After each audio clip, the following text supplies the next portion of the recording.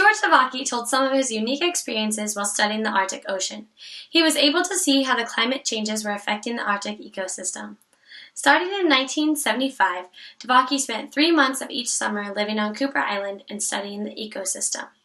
He was specifically paying attention to the puffins, which were a native bird to the area. Divoky was able to observe directly the biological responses that are happening to the Arctic from global warming. Throughout the presentation, I noticed quite a few bad practices that Divoky exemplified.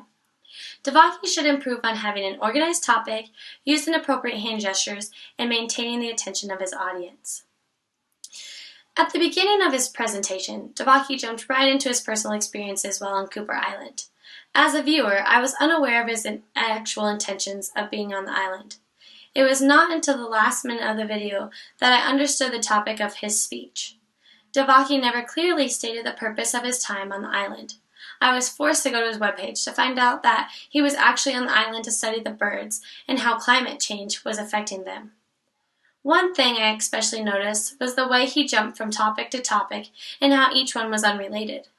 Divoky told about his experiences with the polar bears, which were completely irrelevant to the purpose of his study. Secondly, I noticed the unfitting hand gestures that Divoky was using. Throughout my various communication classes, I have understood that certain hand gestures are necessary in different settings. I noticed on several occasions Divoky was pointing out one thing and looking at another. On a few occasions, I was even thrown off by the way he addressed a word with his hands.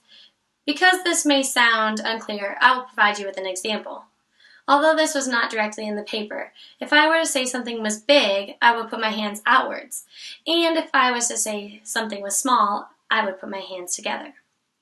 Divoky's hand gestures were often unclear in that his mouth would be saying one thing, but his hands would be saying another. As a viewer, I felt that I was part of his audience. It was obvious that Divoky had a presentation in the background not pictured in the video. On several occasions, I noticed Divoky speaking directly to the presentation with his audience to his back. His monotonous voice also made me struggle to understand what he was saying. It was clear that Divoky had not prepared this presentation in advance, as he used a numerous amount of filler words such as like, and the occasional awkward pause. If I were to rate Divoky, I would give his presentation style a 5 out of 10. He had good information, but the way he portrayed it was less than acceptable. Divoky was a prime example of what not to do.